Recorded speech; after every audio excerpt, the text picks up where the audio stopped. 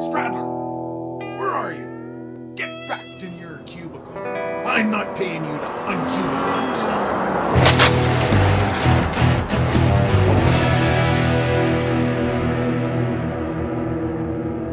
Hey friends, so it's the end of November 2016. It's the 30th today, it's the morning.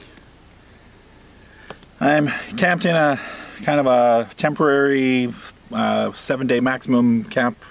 It's not a campground, it's more or less a parking lot. It's by the Wister Wildlife Management Unit outside of Niland, California. Just over there is a whole lot full of RVs that belong to hunters. Because apparently today, I think, is the first day of duck hunting season. Some kind of hunting season. Somebody mentioned doves too, so there must be something going on with doves. I don't know anything about it other than that. But I do know that this place filled up with pickup trucks last night, and they're all gone this morning. And I hear gunshots here and there, so if you hear something like that, that's probably what that is. When I got here, there was only another couple here. They had a cool little Mercedes Sprinter motorhome and a smart car, and I made friends with them. They're from BC also. They left this morning, and they're heading into close to San Diego to do some exploring and look around, and then they actually might meet up with me later on in Arizona. So we'll see. The last couple days have been just doing some exploring around this area, which I know because I've been here a couple times before. Yesterday I went and checked out the old trees. There's some old dead trees by the Hill Marina, and they're kind of what got me interested in this area for some reason. So I went and checked them out, and they're still there, but it's not the same because they're doing some work, which actually isn't a bad thing. I found out after I recorded the video yesterday that they're creating a freshwater diversion into the lake to try and minimize some of the salinity and kind of replenish it, i.e. make it more friendly for the fish and more friendly for the birds, and probably less stinky. Depending who you ask, the smell around the Salton Sea is caused by many different things. Some people will tell you pollution, some people will tell you runoff, some people will tell you the dead fish, which is a result of the salinity in the lake, and when it gets really, really hot, there's no oxygen, so the fish die. And then the birds eat the fish, and sometimes the fish aren't good for the birds because they've been rotting for too long, etc., etc. So there's an ongoing, I guess it's a debate about what the solution is, what the causes are, etc., etc. around here, which is probably why not a whole lot has been getting done in the past, well, 15 years since I've been coming here. So, hard to say. So yeah, my visit to the trees, I still got some shots and stuff like that, but I could see in the background the diking that they're building, and I think they're putting some pipes in, and there's, some cats, bulldozers and stuff around. It is what it is, progress. So after that I went up to Bombay Beach, which is another favorite stop of mine. It's just very weird, to be honest. There's a town, it's actually got quite a bit of a population considering, how big it is, but the town there is, and apparently it's filled with, there's many old retired people, just kind of hanging out in the desert. Then now there's a dike, but back in the day there wasn't a dike. Essentially what happened is, after the decline of the whole area, in the 70s, I guess there was more water than they needed, and Bombay Beach got flooded with mucky, salty water. So for the longest time there was parts between town and the lake that were submerged in mud. And if you go Google images of Bombay Beach or whatever, you'll see, literally the decline of some of those buildings after the flood. When I first went back in, 2006 or something, there was a like an old delivery van, and it was half submerged in mud, and now it's completely gone because they just figured it was a safety hazard and took a blowtorch to it and cut it off. So stuff like that. But there's still some neat stuff there. There was actually a boat there. I found out a little bit about the story behind the boat. Somebody in town bought the property that the boat is sitting on, and they bought the property for, like, you know, cheap. I don't know, like something probably ridiculous. So one guy was saying there was property for sale there back in the day for like $1. So I don't know how much they paid for it, but they bought the property because apparently the Imperial, basically the water and electric division of the state, is buying up all the land around there because they just want to essentially close it down. They want to kick everybody out of the town because they don't like it. Whatever. I don't know all the details. But anyways, this person in town bought this land that's on the other side of the dike and put a boat on it because they appreciate people coming to visit the area and take pictures, etc., etc. So he put this old boat up there, and that way the water and power district guys can't come along and barricade the road that goes over the dike like they want to. They want to close it all down. So a local doing what he can to kind of, I guess, protect his town and his interests, and you know, still kind of keep the area open to crazies like us who want to go and explore the weird abandoned stuff. So yeah, the day before that I went out to the old Niland boat launch. Met an old timer out there who's camping out there all by himself in a 60s pickup truck with a camper on it. He's a little interesting. Good guy. He was a really nice guy, and you know, came up and kind of said hello and, you know, asked what I knew about the area. Apparently he's been coming out there for winters for like 25 years and camping by himself. So I was out there for a sunset, Bombay Beach last night for a sunset. Went and checked out the trees yesterday. I'm going to do a little bit of quick driving around today. I might leave this afternoon from this spot, but chances are I'm going to stay overnight one more night and leave in the morning. And then I'm heading south to Highway 8 and across to Yuma, where my other friends from Alberta, who I met in May, will be camping. They've found a BLM free spot there, and I'm going to meet up with them and probably hang around there for a good while I explore that area of Arizona and a few other places. Yeah, so there's an update from a more or less a staging area parking lot in the Wister unit of the wildlife management area right outside of Niland, California. And yeah, morning coffee, chat, birds. We didn't actually hear any gunshots. I've been hearing them all morning. Maybe I was talking over them.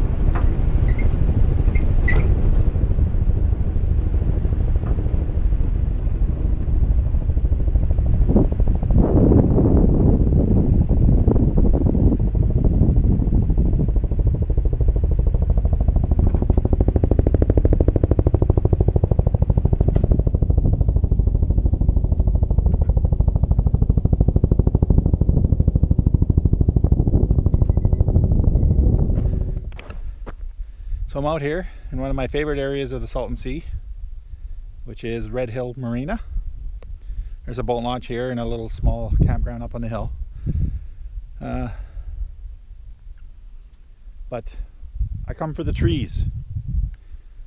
The old, dead, dry trees. I'm not sure what kind of bird nests in these, but they've been busy.